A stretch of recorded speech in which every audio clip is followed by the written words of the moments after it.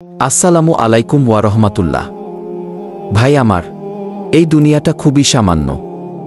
আজ আমরা আছি, কাল হয়তো থাকব না। মৃত্যুর ফেরেশতা তো কাউকে আগাম বলে আসে না।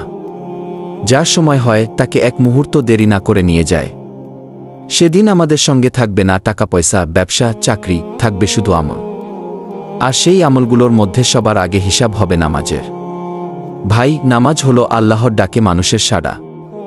আল্লাহ আমাদের ডাকছেন, হে বান্দা, আমায় মনে করো, আমার সামনে দাঁড়াও। আমরা কি সেই ডাকে সাড়া দেব না?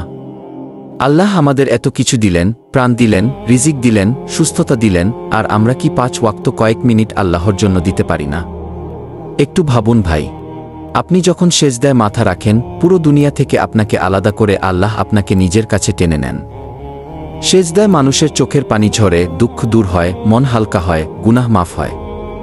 নামাজ না রাখা মানে আমরা সেই রহমত থেকে নিজেরাই দূরে থাকা। ভাই আসেন, আজই আসেন, একবার অজু করে আল্লাহর ঘরে যাই। একবার দাঁড়িয়ে বলি, হে আল্লাহ, আমি ফিরে এলাম। দেখবেন আপনার জীবনে এমন শান্তি নামবে যেটা ভাষায় বোঝানো যায় না। আল্লাহ আমাদের সবাইকে নামাজি বানিয়ে দিন। আসসালামু আলাইকুম ওয়া রাহমাতুল্লাহ।